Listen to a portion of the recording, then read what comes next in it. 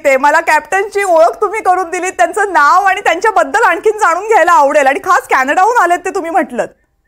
हो हो, तो कॅनडाहून आलाय. त्याचं नाव आहे रौनक चित्रे. हा ज्यावेळेस हॅरिस शिल्ड आम्ही खेळायचो त्यावेळेस हॅरिस शिल्डचा कॅप्टन होता आणि खास तो कॅनडावरनं मला माझी भेट घ्यायला आला होता. मला म्हणाला सर तुम्हाला भेटायचं आणि आणायचं तो इकडे. त्याला मी बोलून घेतलं. मी म्हटलं आणि अचानक तो आला आणि म्हटलं सर तुला आज टीव्हीवर यायचंय, तुझा पण योगा आहे का एक प्रकारचा, कारण रोहित शर्मा तुझ्या अंडर केलेला आणि आज रोहित शर्माच्या हातामध्ये वर्ल्ड कप दिसला, त्याच्यामुळे अजून आनंदाचा दिवस काय. मग काय मित्राला भेटणार आहेत की नाही? हॅलो, मित्राला भेटायला मिळणार आहे की नाही त्यांना? काय म्हणता? मित्राला भेटायला मिळणार आहे की नाही इतक्या लांब येऊन? हो, एक मिनिट मी त्याला देतो, त्याच्याशी तुम्ही बोलून घेतो. हाय रोनित. हाय, आवाज येतोय माझा?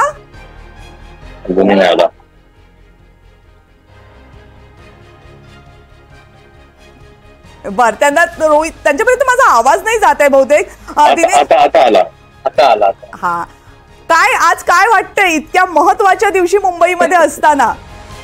खूपच प्राऊड फिलिंग आहे. म्हणजे लहानपणापासून आम्ही एकत्र खेळलोय, एमसी एकत्र खेळलोय आणि त्याला लहानपणापासून बघितलंय आणि आता लावरसनी सांगितलं की ते वर्ल्ड कप त्याच्या हातात आहे. म्हणजे खूपच प्राऊड फिलिंग आहे. I can't express it. आणि तुम्ही एक्सप्रेस करू शकत नाही, पण तुमच्या चेहऱ्यावरचे भाव ते सगळं सांगतायत. तो आनंद आम्हाला सगळ्यांना सांगतायत. दिनेशजी, तुमच्यासाठी आज प्रचंड आनंदाचा आणि तितकाच भावनांनी भरलेला दिवस असणार आहे, कारण आपल्या शिष्याला इतकं मोठं होताना पाहणं, जगज्जेता होताना पाहणं हे कुठल्याही गुरुसाठी आयुष्यभर पुरणारी फिलिंग आहे. खरोखर, कारण ज्या मुलाला मी लहान असताना 12 वर्षाचा फक्त 12 बॉल टाकताना बघितलं, एकाच बघितलं आणि त्यावेळेस मी त्या काकांना सांगितलं की आपण ऍडमिशन काय त्याच्यानंतर तो पहिल्या वर्षी नवीन बॉलर म्हणून तो खेळायला केला. शाळा नवीन त्याच्यामुळे तेवढी सुरुवातीला नव्हती, पण त्याच्यानंतर हॅरिस ज्यावेळेस तो जरा सिलेक्ट केला गेला 16 मध्ये, ज्यावेळेस रोहन टीमचा कॅप्टन होता, त्यावेळेस एकदा इथे मी त्याला बॅटिंग करताना नॉक करताना पहिला आणि मला बॅटिंगची स्टाईल आवडते आणि त्यावेळेस मी त्याला नेटमध्ये बॅटिंग करा आणि ज्या पद्धतीने फलंदाजी केली त्यात मला वाटतं काहीतरी याच्यामध्ये वेगळं टॅलेंट आहे आणि मी खूप खुश झालो त्याची ती बॅटिंग बघून आणि त्याला सांगितलं तुला आता बॅटिंग मध्ये फोकस करायला पाहिजे. आणि मला आज त्याचा गर्व आहे की त्यावेळेस मी जे डिसिजन घेतलं त्या बॅटिंगवर त्याला फोकस करण्याचं, ते डिसिजन घेतल्यामुळे आज जगाला हिटमॅन मिळाला. पुढचा प्रश्न मला तुम्हाला विचारायच्या अगोदर एक छोटीशी विनंती आहे. दोन्ही ईपी तुम्ही घातलेत कानात, तर मला वाटतं तुमचा आवाज माझ्यापर्यंत व्यवस्थित येईल. तो खूप व्यवस्थित येत नाहीये. दिनेशजी, आज जो क्षण तुम्ही अनुभवताय तो तुम्ही दुसऱ्यांदा अनुभवताय. याही अगोदर जग जिंकलेला रोहित तुम्ही पाहिलाय आणि तो तुमच्या भेटीला सुद्धा आला होता तो क्षण साजरा करण्यासाठी. त्यावेळेसची भावना काय होती जेव्हा आज तुम्ही पुन्हा एकदा तो क्षण अनुभवता? काय काय झालं होतं त्यावेळेस घरात जेव्हा भेटायला आला होता रोहित? खरं तर ज्यावेळेस तो 2007च्या वर्ल्ड कप मध्ये टीम मध्ये होता आणि त्यावेळेस असं झालं की त्याला मॅच मध्ये चान्सच मिळत नव्हता. त्यावेळेस मला तरी सारखा फोन करायचा की सर काय पक गया, त्याचा हा शब्द होता, पक गया. तर मी म्हटलं अरे तू वेळा इंडिया टीम मध्ये आहे, तू गल्ली क्रिकेटमध्ये नाहीये, तू तुला कधी चान्स मिळेल, त्यावेळेस तू चांगलं करून दाखव. आणि त्यावेळेस त्यांनी मला प्रॉमिस केलेलं तर मला चान्स मिळाला तर मी काहीतरी वेगळं करून दाखवेन. खरोखर त्यांनी ती मॅच त्यावेळेस साऊथ आफ्रिका तो मॅच केला, त्याने 50 धावाचे खेळी केले, चांगला रनआउट केला आणि त्याच्यात आपण मॅच जिंकलो आणि वर्ल्ड कप फायनलला पण अगेन्स्ट पाकिस्तानने 30 धावाची खेळी केली. ते टर्निंग पॉईंट झाले आपल्यासाठी. आपण त्यावेळेस वर्ल्ड कप जिंकला आणि त्यावेळेस त्यांनी मला फोन केला, सर कसं वाटलं? म्हटलं कसं वाटलं गाढवा असं काय म्हणतो. मी आज खूप खुश आहे.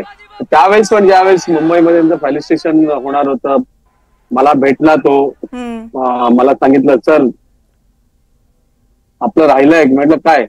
तर त्याचा कसं होतं की त्याला त्याच्या घरी नॉनव्हेज बनायचं नाही आणि आमच्याकडे नॉनव्हेज व्हायचं. तो खालीच राहत होता फर्स्ट फ्लोअरला, तर तो माझ्याकडे नेहमीच यायचा. तर त्याला हाफ फ्राय अंड त्याला आवडायचं आणि मी त्याला नेहमीच बनवून द्यायचो. मला म्हणाला सर आज मला हाफ फ्राय खायचंय, खूप दिवस मी खाल्लेलं. म्हटलं ठीक आहे, नो प्रॉब्लेम, तू सगळं झाल्यानंतर ये. ज्यावेळेस तो घरी आला त्यावेळेस त्याच्याबरोबर माझा मुलगाही होता, अजून 2 जण होते. त्यांनी तुम्हाला इमॅजिन करणार, तुम्ही 68 अंडी त्यांनी खाल्ली होती चौघांनी मिळून. 68? आता आता पुन्हा बनवून द्यावी लागणार आहेत का तेवढी? आता त्यांनी जर सांगितलं तर 68च्या ऐवजी 100 पण अंडी मी त्याला बनवून देईन. एवढा आनंद मला झालेला आहे. पण यावेळेस रोहित शर्माचं टेन्शन खूप जास्त होतं. फक्त खेळाडू म्हणून नाही, आपल्याला टीमला पुढे न्यायचंय, टीमसाठी निर्णय घ्यायचे आणि ही जबाबदारी खूप मोठी असते. कारण यशाचा आनंद साजरा करणं ठीक आहे, पण येईल त्या परिस्थितीला तयार राहणं हे टीम लीडर्ससाठी खूप आव्हानात्मक असतं. रोहित पहिल्यापासून मानसिकदृष्ट्या या सगळ्यासाठी तयार होता? हो, नक्कीच नक्कीच तयार होतात. मला अजूनही आठवते, मी प्रत्येक वेळेस त्याच गोष्टी सांगत असतो. आम्ही एक मॅच खेळलो, आम्ही काहीतरी 240 आम्ही चेस करताना 30ला 4 विकेट होतो. म्हणजे ह्याच्यामध्ये हे दोघंही लवकर आउट झालेले. तर आम्हाला ती मॅच जिंकणं आवश्यक होते. आम्ही क्वार्टर फायनलला क्वालिफाय होणार होतो. तर मी रोहितकडे निरोप पाठवला की तू काही करून मॅच जिंकायची. त्यावेळेस त्यांनी मला रिटर्न मेसेज पाठवून सांगितलं, सरांना सांगा टेन्शन घेऊ नका, आपण मॅच जिंकणार. त्यांनी 160 धावाची खेळी केली आणि मी ती मॅच आम्ही जिंकलो होतो. त्याचा कॉन्फिडन्स लेवल एवढा हाय होता, म्हणजे त्याला आपण सेल्फ कॉन्फिडन्स असा होता, म्हणजे त्याला फक्त एकच त्याचा होतं की मला मॅच जिंकायची, मला जिंकण्यासाठीच मी खेळायचं. ह्या दृष्टिकोनातून त्यांनी आपलं पूर्ण जेवढं क्रिकेटचं करिअर त्यांनी केलं त्या दृष्टिकोनातून गेलं. त्याच्यामुळे त्याला सक्सेस जास्त मिळाला. आणि कर्णधारा माझं म्हटलं की तो प्रत्येक प्लेअर कडनं तुझा हा रोल आहे, तो रोल तुला पूर्ण करायचा आहे. या दृष्टिकोनातून त्या प्लेअरला जो कॉन्फिडन्स होता, त्याच्यामुळे त्या प्लेयर्स कडनं त्याला तो परफॉर्मन्स मिळत गेला. त्याचं कारण तो आहे की त्यांनी प्रत्येक प्लेअरला स्वतःचा रोल सांगितलेला आहे, त्यांच्याकडनं ते करून घेतलेलं आहे. त्याच्यामध्ये खूप मोठी ताकद असते की आपण खेळणं ही एक गोष्ट, पण आपल्या खेळाडूंकडनं त्यांचे बेस्ट असतील, त्यांची स्ट्रेंथ मिळवणं ही वेगळी. आणि आत्ताची दृश्य पाहून तुम्हालाही खूप भारी वाटेल, कारण टीम इंडियाचं स्वागत करण्यासाठी प्रत्येकाने आपापल्या परीनं तयारी केलेली आहे. मुंबई विमानतळावरची तयारी सगळ्यांच्या डोळ्याचं पारणं फेडणारी आहे, कारण मुंबई विमानतळावर टीम इंडियाचं विमान लँड झालं आणि पाण्याचे फवारे उडवून या विमानाचं स्वागत करण्यात आलेलं आहे. त्यामुळे उत्साह कानाकोपऱ्यात भरलेला आहे. प्रत्येक जण आपापल्या परीनं वेगळेपणानं कसं या टीमचं स्वागत करता येईल याचा प्रयत्न करतोय. वरुण राजाचं बरसणं सुरूच आहे, पण दुसरीकडे पाण्याच्या फवाऱ्यांनी टीम इंडियाचं स्वागत केलं जाते. ज्या विमानातनं ती येते त्याचं स्वागत केलं जाते मुंबई विमानतळावर. आणि ज्या गाड्या आहेत, ज्या गाड्या टीम इंडियाच्या बसला एस्कॉर्ट म्हणून वापरल्या जाणार आहेत, सुरक्षा यंत्रणांच्या ज्या गाड्या आहेत, त्यांनाही सगळ्यांना तिरंगा लावण्यात आलेला आहे. त्यामुळे एक अभूतपूर्व मिरवणूक आज मुंबईच्या रस्त्यांवर तमाम मुंबईकरांना पाहायला मिळणार आहे. ते दृश्य अभूतपूर्व असेल. प्रत्येक जण ते नजरेत सामावून घेण्यासाठी, साठवून ठेवण्यासाठी उत्सुक असणार आहे, कारण आज नाही तर पुढचे कित्येक वर्ष हे यश आपल्यासोबत राहणार आहे, हा आनंद आपल्यासोबत राहणार आहे आणि या सगळ्यासोबत येणारी ऊर्जा आणि प्रेरणा ही आपल्यासोबत राहणार आहे. दिनेश सर, जेव्हा आपण घडवलेला एक मुलगा हा फक्त त्याच्यापुरतं करिअर घडवत नाही, तर लाखो भारतीयांच्या मनामध्ये कायम पुरणारा आनंद देतो, ही भावनाच खूप मोठी आहे. आपण त्याचा भाग असल्याची भावना खूप मोठी आहे. कायम जपत असाल ना ही मनामध्ये? नक्कीच नक्कीच. कारण परत तेच करतो, ज्या मुलाला मी बघितलं, जो मुलगा स्पिनर म्हणून आला, जो एक जगातला एक बेस्ट बॅट्समन झाला व्हाईट बॉल क्रिकेटमध्ये, आणि त्यांनी वर्ल्ड कप जिंकून झालं. त्यांनी मलाच खुश नाही केलं, पण 130 करोड जनतेला खुश केलेलं आहे. मी तर असं म्हणेन की मी जगातलं एक श्रीमंत गृहस्थ झालो. आणि दुसरी गोष्ट की सगळ्यात मोठी गुरुदक्षिणा त्यांनी मला ह्या वेळेस दिली आहे. मला तुमच्या चेहऱ्यावरचा आनंद जसा दिसतोय तसा डोळ्यातल्या भावही दिसतायत, आणि ते कुठल्याही गुरुच्या चेहऱ्यावर आणि डोळ्यात आपल्याला दिसतील. कारण यश जेव्हा इतकं मोठं असतं त्यावेळेस डोळ्यात पाणी अगदी स्वाभाविक आहे. आणि ही दृश्य विमानामधली आहेत. विमानामधून टीम इंडिया बाहेर पडण्या अगोदर केक कापून पुन्हा एकदा यशाचा आनंद साजरा केला जातोय. जसं मी मगाशी म्हटलं की प्रत्येक कोपऱ्यावर जिथे जिथे टीम इंडिया ज्या भारतीयांना भेटेल त्या भारतीयांनी त्यांच्या स्वागताची तयारी केलेली आहे. विमानामधले जे क्रू मेंबर्स आहेत त्या सगळ्यांनी टीम इंडियाचा आनंद व्यक्त करण्यासाठी, कौतुक करण्यासाठी ही छोटीशी पार्टी आयोजित केली होती असं म्हटलं तर चुकणार नाही, कारण केकची व्यवस्था केलेली आहे.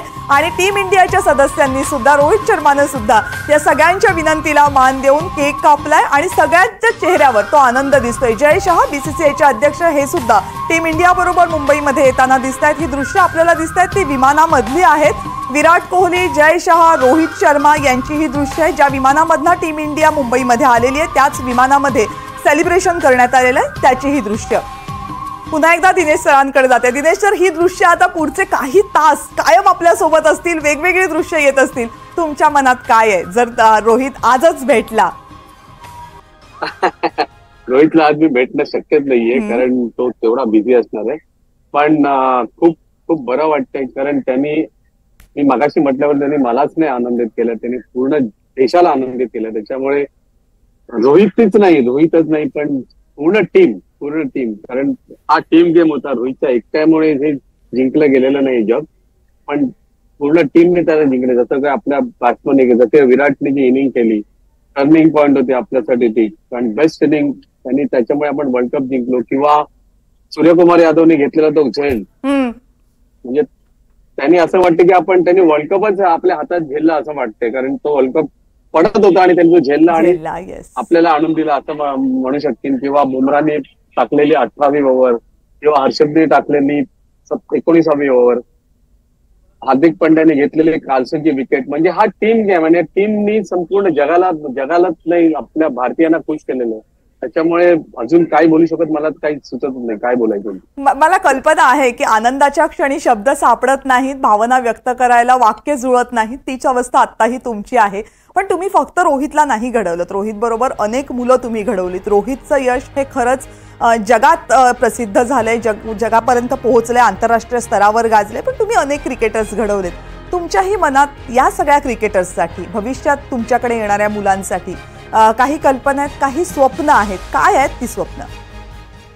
स्वप्न, आता तुम्ही हा प्रश्न विचारला फार बरं वाटलं मला, कारण हा प्रश्न फार महत्वाचा मला वाटला. याचं कारण काय की मी गेली 28 वर्ष ज्या शाळेला कोचिंग करतोय, ज्या शाळेची जवळजवळ 95 मुलं स्टेटला खेळली डिफरंट एज ग्रुप मध्ये. शार्दुल ठाकूर पण माझ्याच शाळेचा होता, किंवा माझा मुलगा इंडिया एला खेळला, परत हरमीत सिंग जो USA ला आता खेळला, इंटरनॅशनल म्हणून USA च्या टीम मधून खेळला, सुवेद पारकर, प्रसाद पवार, बरीच मुलं जी खेळलेली आहेत.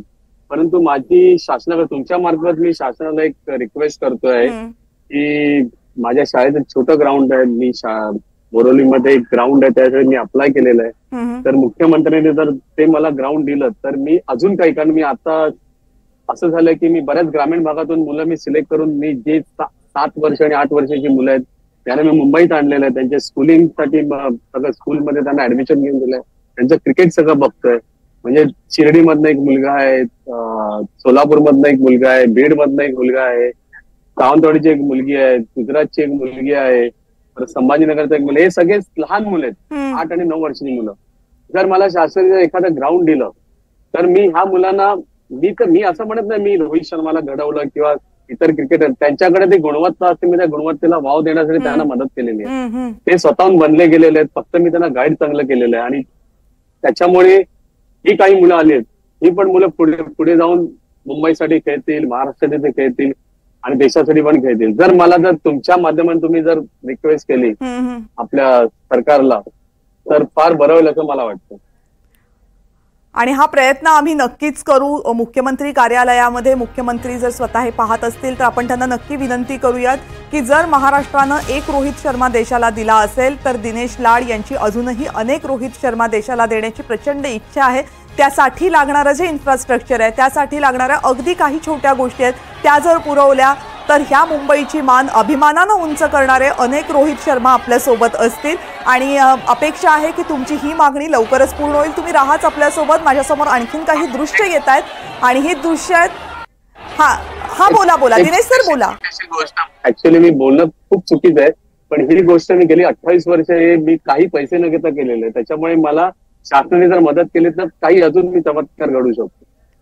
हे बोलणं चुकीचं नक्की नाहीये. प्रश्न इतकाच आहे की हे जाणून घेण्याची जी शासकीय क्षमता असेल, प्रशासकीय क्षमता असेल, ती कमी पडलेली आहे. ते तुम्हाला सांगायला लागणं ही तुमची चूक नाहीये, ही तुमची कमतरता नाहीये, ही प्रशासनाची, समाजाची कमतरता आहे, जी तुम्ही फक्त सांगता. तुम्ही अत्यंत विनयशीलपणे, नम्रपणे हे सांगताय, पण तुम्ही जे केलेलं आहे ते आज मुंबईच्या रस्त्यांवर आपल्याला दिसतंय. आज या लाखो चेहऱ्यांवरचा जो आनंद आहे तो आनंद पेरण्याचं, फुलवण्याचं काम तुम्ही केलेलं आहे आणि या देशानं त्यासाठी तुमचं ऋणी राहिलं पाहिजे. त्यामुळे त्या तुलनेमध्ये तुम्ही जी मागणी करताय ती अत्यंत छोटी आहे आणि मला नाही वाटत की महाराष्ट्र सरकारला ती पूर्ण करणं फारसं कठीण आहे. 28 वर्षांपासून तुम्ही मागताय, पण आता रोहित शर्मा दुसऱ्या वर्ल्ड कपचा मानकरी झाल्यानंतर तरी सरकारनं ती मान्य करावी इतकी मागणी NDTV मराठीच्या वतीनं आम्हीही तुमच्यासाठी करतोय आणि अपेक्षा आहे की महाराष्ट्र राज्य त्याबद्दल लवकरच संवेदनशीलपणे निर्णय घेईल. तुम्ही राहाच आपल्यासोबत. पुन्हा एकदा या आनंदामध्ये आपण सहभागी होऊयात. प्रचंड मोठ्या संख्येनं ज्या रोहित शर्माला दिनेश लाड यांनी घडवलं, ज्या रोहित शर्मानं आपल्या लिडरशिपमध्ये दुसऱ्यांदा भारतासाठी T20 वर्ल्ड कप जिंकून आणला, त्या रोहित शर्माला पाहण्यासाठी आणि त्या रोहित शर्मा सोबतचे सगळे शिलेदार पाहण्यासाठी मुंबईच्या रस्त्यांवरची ही गर्दी आणि या गर्दीमधनं एक ॲम्ब्युलन्स बाहेर पडते. कारण मुंबईच्या रस्त्यांवर आत्ता जी गर्दी आहे त्या गर्दीमधनं ॲम्ब्युलन्स काय, एखादा माणूसही बाहेर पडणं खूप कठीण आहे, इतकी गर्दी आहे. पण मुंबईचं हेच वैशिष्ट्य आहे की गर्दी कितीही असू देत, मग ती माणसांची असू देत किंवा वाहनांची असू देत, जेव्हा वेळ येते ॲम्ब्युलन्सला वाट करून देण्याची त्यावेळेस ही गर्दी आपोआप वाट करून देते. आणि या गर्दीमध्ये सुद्धा ती दृश्य आपल्याला दिसत आहेत. नरिमन पॉईंटचा परिसर, मरीन ड्राईव्हचा परिसर हा असा परिसर आहे की ज्याच्या आजूबाजूला अनेक मोठी हॉस्पिटल्स आहेत, त्यामुळे ॲम्ब्युलन्सची इथून ये जा सतत चालू असते. पण सध्या या रस्त्यावर इतकी गर्दी आहे की याच दृश्यांमध्ये शेकडो वाहनं आपल्याला थांबलेली दिसत आहेत, मात्र त्याचा परिणाम ॲम्ब्युलन्सवर झालेला नाही. ॲम्ब्युलन्स या गर्दीमधला मार्ग काढत पुढे चाललेली आहेत. मुंबईकरांच्या या आनंदामध्ये हे भान नक्की आहे की ॲम्ब्युलन्सला वाट करून देणं गरजेचं आहे. एकीकडे अथांग पसरलेला अरबी समुद्र, त्याचं किनाऱ्यावर येऊन धडकणारं पाणी आणि त्याच किनाऱ्यावर तितक्याच मोठ्या संख्येनं जमा असलेला जनसागर, ही आत्ताची मुंबईमधली दृश्य कुणाच्याही डोळ्यांचं पारणं फेडणारी आहेत. पुन्हा एकदा दिनेश सरांकडे जाऊयात. दिनेश सर, मघापेक्षा ही गर्दी प्रचंड वाढलेली आहे आणि मला नाही वाटत की ही गर्दी कुठेही कमी होईल. खरं तर ही फक्त मरीन ड्राईव्हची दृश्य आहेत, पण मुंबई विमानतळापासून ते मरीन ड्राईव्ह पर्यंत सगळीकडे हीच दृश्य असणार आहेत. खूप भारी वाटतंय मला आत्ता आणि मला तुमच्या मनातल्या आनंदाची फक्त कल्पना करता येऊ शकते. पण जेव्हा तुम्ही खेळ बघितलात, कारण गुरुच्या नजरेतनं शिष्याचं यश कितीही मोठं असलं तरी गुरु त्यातले बारकावे सुद्धा टिपत असतं. जेव्हा कॅप्टन्सी करणाऱ्या रोहित शर्माला तुम्ही बघितलं त्यावेळेस काही गोष्टी वाटल्या की रोहित शर्माच्या कानामध्ये मला सांगायचे? नाही, तसं खरंच स्पष्ट म्हणतो मी, कारण मला असं कधीच जाणवलं नाही. कारण त्यांनी जो क्रिकेटला वेळ देणे, ज्यामुळे तो एवढा मोठा झाला, त्यांनी मी कधीच त्याला टेक्निकली वगैरे कुठल्याच गोष्टी सांगितल्या नाही. मला आताही आठवत 2019ला ज्यावेळेस तो वर्ल्ड कपला चाललेला त्यावेळेस फक्त त्याला मी एकच गोष्ट सांगितली की थोडा विकेटवर राहण्याचा प्रयत्न कर, पहिल्या 10 ओव्हरमध्ये तुला विकेटवर स्टे करायला केलंच तर फार बरं होईल. आणि त्यावेळेस त्यांनी ते केलं होतं, मला आठवते. आणि त्याच्यामुळे त्यांनी 5 सेंचुरीज मारलेल्या आहेत, तुम्हाला आठवत असेल. त्यांनी 2019ला दुर्दैवाने सेमीफायनल हरलो होतो. त्याच्यामुळे मला असं जाणवत नाही की कुठे त्याला काही गोष्टी सांगणार. फक्त माझं एकच त्याला म्हणणं की फक्त तू चांगला खेळ आणि प्रत्येक मॅच मध्ये देशाला जिंकण्यासाठी खेळण्याचा प्रयत्न करतात, एवढंच मला त्यांनी त्याला ऍडवाइस केलेलं आहे. बाकी मी कधीच त्याला काही बोललेलो नाही. पण एखाद्या वेळेला रोहित शर्मा चुकीचा फटका खेळतो, जेव्हा चुकीचा फटका खेळल्यामुळे आउट होतो, लवकर मैदानातनं माघारी यावं लागतं, तेव्हा सांगावंसं वाटतं कधी कान पिळून, अरे बाबा इथे तुला सुधारण्याची गरज आहे म्हणून? नाही, मी कधीच नाही बोललो. पण एकच तुम्हाला सांगेन की हो, मी त्याला एकदा बोललो होतो ज्यावेळेस 2018च्या वर्ल्ड कपच्या बाहेर तो गेला होता. तो आपल्या इकडे जो इंडियामध्ये वर्ल्ड कप झालेला, विराट कोहली त्याच्यानंतर येऊन टीम मध्ये आलेला, त्यावेळेस तो खूप नर्वस झालेला. त्यावेळेस तो मला येऊन म्हणाला, अरे तर मला घ्यायला पाहिजे वर्ल्ड कप टीम मध्ये, कारण प्रत्येक खेळाडूची इच्छा असते वर्ल्ड कप खेळायची. पण त्यावेळेस असं झालेलं की 2009 ते 2011 मध्ये त्याचा जो परफॉर्मन्स एकदम डावलला गेला होता. म्हणजे एवढा परफॉर्मन्स होत नव्हता. मला आताही आठवते की 2007चा वर्ल्ड कप खेळल्यानंतर तो 2009 पर्यंत बोरिवलीतच होता आणि नेहमी माझ्याबरोबर प्रॅक्टिस करायचा. आणि 2009ला ज्यावेळेस तो बँड्राला गेला, मी त्याला समजत होतो नाही जायला पाहिजे बँड्राला, मला नाही आवडणार. पण त्यावेळेस त्यांनी मला रिक्वेस्ट केली की मला बँड्राला इकडे जायचंय, VKCला मला प्रॅक्टिस करायला जवळ पडेल, ऑल द वे इकडून एवढ्या लांब पडत जाऊ ते मला प्रॅक्टिस करायला, कारण तो मुंबईला खेळायचा त्यावेळेस. तर मी त्याला म्हटलं ठीक आहे चल. आणि त्यावेळेस थोडं डायव्हर्शन, थोडा वेळ देणं कमी झालेलं क्रिकेटला. त्यावेळेस तो बाहेर गेल्यामुळे त्याला तो नर्वसनेस, मी म्हटलं तू स्वतःला विचार कर, तू काय केलंय, तू किती वेळ देतोस क्रिकेटला. जर तू क्रिकेटला वेळ नाही दिलास तर रोहित शर्माला सगळे विसरून, कारण तुझ्याकडे नुसतं टॅलेंट आहे, टॅलेंटला जस्टिफाय करणं फार महत्वाचं आहे. आणि मला आठवतं त्यावेळेस त्यांनी मला सांगितलेलं, तर त्याच्यानंतर मी तुम्हाला कधीच कंप्लेंट माझी येणार नाही तुमच्याकडे. आणि खरोखर त्यांनी जर 2011 नंतर जो वेळ दिला क्रिकेटला, म्हणजे त्यांनी सकाळी 7ला जो तिकडे जायचा बीकेसीला प्रॅक्टिसला, तो संध्याकाळी 5 वाजेपर्यंत त्या ग्राउंडवरच असायचा. त्याच्यामुळे त्याचा तुम्ही ग्राफ बघितला 2011 नंतर कधी खाली उतरलाच नाही, तो वरच चढत गेला आणि वरच चढत गेला. आणि त्यांनी आज प्रूव्ह करून दाखवलं, वर्ल्ड कप जिंकून भारताला त्यांनी एवढ्या लोकांना त्यांनी खुश केलं. खूप बरं वाटलं मला ऐकून. आणि ते खरं आहे, कुठल्याही यशामागे हे असे अनेक सल्ले असतात, जे टाइमली सल्ले आपण म्हणू, जे वेळेवर येणारे असतात, की ज्यामुळे त्या यशाला योग्य दिशा, यश जसं तुम्ही म्हणालात की फक्त टॅलेंट असून भागत नाही, त्या टॅलेंटला योग्य दिशा दिली पाहिजे, त्या टॅलेंटला मेहनतीची जोड मिळाली पाहिजे, योग्य सल्ले मिळाले पाहिजे, ते तुम्ही वेळच्या वेळी दिलेत आणि त्यानं त्याच्यावर मेहनत घेतली, त्याचं हे यश आज आपल्याला दिसते. पण जेव्हा तो तुम्हाला भेटायला येतो त्यावेळेस हाफ फ्राय आणि क्रिकेटच्या व्यतिरिक्त काही बोलता की त्या या 2 विषयांवर बोलणं होतं? क्रिकेटचं काही सब्जेक्ट होत नसत नाही, कारण क्रिकेट तो चांगला खेळतोय, त्याच्यामुळे क्रिकेट बद्दल आम्ही चर्चाच करत नाही. फक्त जाताना फक्त ऑल द बेस्ट एवढंच होते, बाकी काहीच गोष्टी एन्जॉय करतो, येतो, जेवतो, जातो, बाकी काही होत नाही. याच्या अगोदरची भेट कधी झाली होती मुंबईत असताना? तो काय म्हणता? तुमच्याकडे येते मी, कारण त्याची आता याच्या वर्ल्ड कप अगोदरच्या तुमच्या भेटीबद्दल मला बोलायचं आहे, पण थोडंसं आधी व्हिज्युअल्सवर जाते. आशिष शेलार सध्या मुंबई एअरपोर्टच्या बाहेर आपल्याला दिसत आहेत. या सगळ्या टीमचं स्वागत करण्यासाठी अध्यक्ष आशिष शेलार हे सध्या उपस्थित आहेत आणि काहीच वेळामध्ये टीम इंडिया बाहेर येते. टीम इंडियाचं ज्या गेटमधून मुंबईमध्ये आगमन होणार आहे त्या गेटवरची ही दृश्य, याच गेटमधनं काही क्षणांमध्ये ही सगळे चेहरे आपल्या समोर असतील. लगबग जी सुरू झालेली आहे त्यावरून तरी आता काही वेळ वाट पाहावी लागणार नाही असंच दिसतंय.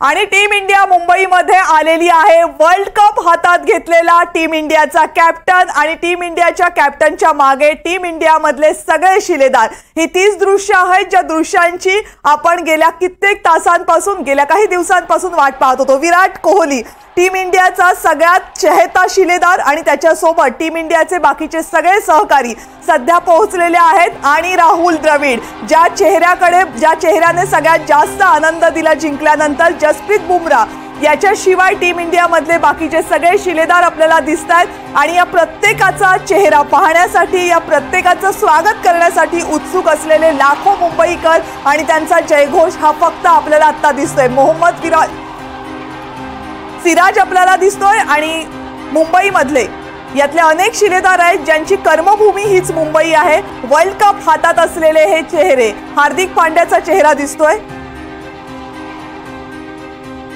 रोहित शर्मा या सगळ्या टीमचं प्रतिनिधित्व करणारा शिलेदार जो सगळ्यात अगोदर बाहेर आला, त्याच्या कडेवर त्याची लहानगी मुलगी होती आणि या सगळ्यांच्या चेहऱ्यावर होता प्रचंड आनंद. तोच आनंद जो त्यांनी अख्ख्या देशाला दिलाय, तो आनंद घेऊन ही टीम इंडिया मुंबईमध्ये दाखल झालेली आहे. जोरदार स्वागत केलं जातंय. मुंबई विमानतळावर स्वागत झालं, ज्या विमानात आले त्या तिथे स्वागत झालं आणि यानंतर मुंबई विमानतळापासून ते वानखेडे स्टेडियम पर्यंत ज्या ज्या मुंबईच्या रस्त्यांवरनं या खेळाडूंना घेऊन जाणारी बस जाईल त्या प्रत्येक कोपऱ्यावर त्यांच्या स्वागतासाठी, त्यांचा जयघोष करण्यासाठी आणि त्यांना पाहण्यासाठी लाखो मुंबईकर सलामी द्यायला उपस्थित असतील. वरुण राजानं सुद्धा मुंबईमध्ये उपस्थिती लावलेली आहे, त्यामुळे वातावरण प्रचंड उत्साहाचं दिसतंय. गेल्या कित्येक तासांपासून कितीतरी जण या क्षणाची वाट पाहत होते आणि तो क्षण आला. रोहित शर्मा त्याच्या लहानगीला कडेवर घेऊन सगळ्यात अगोदर विमानतळावरून बाहेर आला आणि त्या पाठोपाठ एक एक टीमचे मेंबर बाहेर यायला सुरुवात झाली. विराट कोहली, जसप्रीत बुमराह याच्यासह बाकीचे सगळे शिलेदार हे एक एक करत बाहेर येत आहेत आणि जसे जसे हे शिलेदार बाहेर येत आहेत तसा तसा बाहेरचा जल्लोषही वाढतोय. राहुल द्रविड पुन्हा एकदा तशा स्थितप्रज्ञ चेहऱ्यांनी सगळ्यांच्या समोर इतक्या जल्लोषामध्ये सुद्धा, ज्या राहुल द्रविडनं या टीम इंडियाला विजयापर्यंत नेण्यात, जगज्जेतेपदापर्यंत नेण्यात सगळ्यात मोलाची भूमिका बजावली, त्या राहुल द्रविडचं स्वागत सुद्धा या गर्दीतला प्रत्येक जण तितक्याच उत्साहानं करतोय जितक्या उत्साहानं या टीम इंडियाच्या शिलेदारांचं करतोय.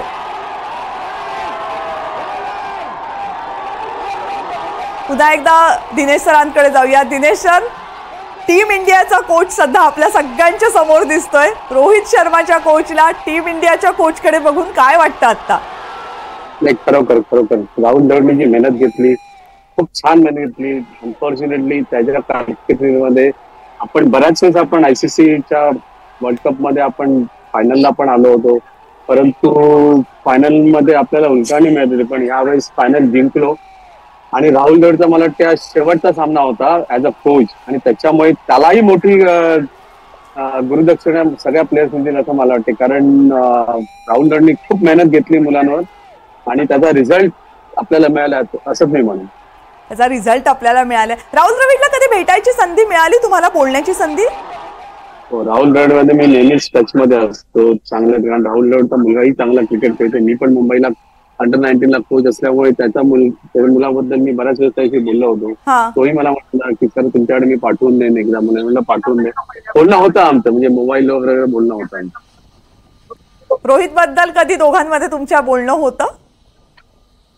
हा, बोलणं होतं म्हणजे आम्ही रोहित बद्दल काय बोलायचं, म्हणजे रोहितचा जो स्वभाव आहे सगळं चांगलंच आहे. त्याच्यामुळे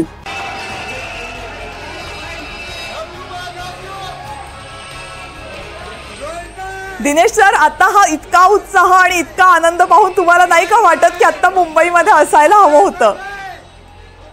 खरंच खरंच खरंच असायला हवं होतं आणि खूप छान वाटतंय, खूप बरं वाटलं. कारण सतत तेच म्हणेन मी की आपल्या शिलेदारांनी आपल्या पूर्ण भारताला खुश केलेला आहे आणि असा आनंद परत परत मिळत नाही. खूप बरं वाटलं. असाच आनंद कंटिन्यूस पुढे राहून दे. मी अशी इच्छा करेन की रोहितने जर T20 क्रिकेट मधनं अल्विराम घेतलाय, पण पुढचा जो वन डेचा वर्ल्ड कप आहे आणि टेस्ट चॅम्पियनशिप आहे ती त्यांनी जिंकावी आणि परत आपल्या देशवासियांना खुश करावी, हेच मी सगळ्यात शेवटी सांगेन. T20 मधनं अलविदा सांगण्याचा किंवा निवृत्ती घेण्याचा हा निर्णय तुम्ही ऍग्री आहात त्याच्याबरोबर? तुम्हाला वाटतं हा योग्य वेळी घेतलेला निर्णय आहे? 100% पीक मध्ये घेतलेला आहे. दुसरी गोष्ट, येणाऱ्या काही यंगस्टर्सना पण चान्स देणं फार गरजेचं होतं. प्लस नेक्स्ट फॅक्टर होता, T20 क्रिकेट खूप फास्ट आहे, बरीच वर्ष T20 क्रिकेट खेळत आहे, त्याच्यामुळे हा योग्य निर्णय होता मला असं वाटते. आणि त्याच्यानंतर मी मगाशी सांगितल्याप्रमाणे वन डेचा पण वर्ल्ड कप आहे किंवा टेस्ट चॅम्पियनशिप आहे, या दोन्हीवर त्यांचं कॉन्सन्ट्रेशन त्यांना करायचं असेल आणि त्याकरता त्यांनी हे केलेलं आहे. त्याच्यामुळे मलाही त्याचं दुःख नाहीये, मी त्याबद्दल फार खुश आहे. कारण अगदी मॅच झाल्यानंतर लगेचच जाहीर केलेला हा निर्णय, एक नाही दोन खेळाडूंनी हा निर्णय जाहीर केला, त्यामुळं काहीशी हुरहुर सगळ्यांच्या मनात होती. पण जसं तुम्ही सांगितलं की प्रत्येक खेळाचे आपले काही नियम असतात, आपल्या काही गरजा असतात आणि त्याला अनुसरून घेतला गेलेला हा नियम आहे. आणि हा फक्त एकच फॉर्मॅट नाही आहे क्रिकेटचा, आणखीनही काही फॉर्मॅट्स आहेत. त्या फॉर्मॅट्समध्ये जर कॉन्सन्ट्रेशन करायचं असेल, लक्ष केंद्रित करायचं असेल, तर मग इथे हा निर्णय घेणं गरजेचं आहे. काय पुढचं लक्ष रोहित शर्मासाठी असणार आहे असं वाटतं? तुम्ही म्हणालात की आता त्यांना कॉन्सन्ट्रेट करावं दुसऱ्या फॉर्म्स मध्ये क्रिकेटच्या. बरोबर, कारण माझं तेच आहे की जसं धोनीने T20 वर्ल्ड कप जिंकला, वन डेचा वर्ल्ड कप जिंकला आणि टेस्ट चॅम्पियन जिंकले, तसंही रोहितने पण टेस्ट करावं अशीच माझी अपेक्षा आहे आता. कारण त्यांनी वन डेचा वर्ल्ड कप पण खेळावा 2027 ला आणि टेस्ट चॅम्पियनशिप पण खेळून दोन्ही जिंकून धोनीच्या पाठोपाठ स्वतःचं नाव करून घ्यावं, हीच माझी इच्छा आहे. एकूण वय आणि आत्ताची गरजेची असलेली चपळता पाहता हे आव्हान असेल की सहज रोहित शर्मा ते पेलू शकेल असं तुम्हाला वाटतं? थोडं फिटनेस त्यांनी चांगलं, फिटनेस ऑलरेडी आहे का, आपण चुकीचं म्हणून फिटनेस फिट नाहीये, तो फिट नसतं एवढ्या चांगल्या इनिंग्स खेळू शकला नसतं, एवढी चांगली फिल्डिंग करू शकला नव्हता, त्याच्यामुळे तो फिटच आहे. थोडं त्याला वेळ थोडा जास्त द्यावा लागेल फिटनेसच्या ह्याच्यासाठी, कारण त्याच्या पुढच्या काही त्याला वर्ल्ड चॅम्पियनशिप आणि वन डे जर खेळायचं असेल तर. कारण T20 क्रिकेट हे खूप फास्ट क्रिकेट आहे, त्याच्यामुळे त्यांनी जे घेतलेला निर्णय पण योग्य आहे असंच मी सतत म्हणत राहील. आणि हीच अपेक्षा करेन की त्याच्या हातात मी वन डेचा पण वर्ल्ड कप बघीन आणि टेस्ट चॅम्पियनशिपचा पण कप बघीन. तुम्ही मगाशी सांगितलं की तो घरी आला होता त्यावेळेस त्याला 67 हाफ फ्राय करून द्यावे लागले होते.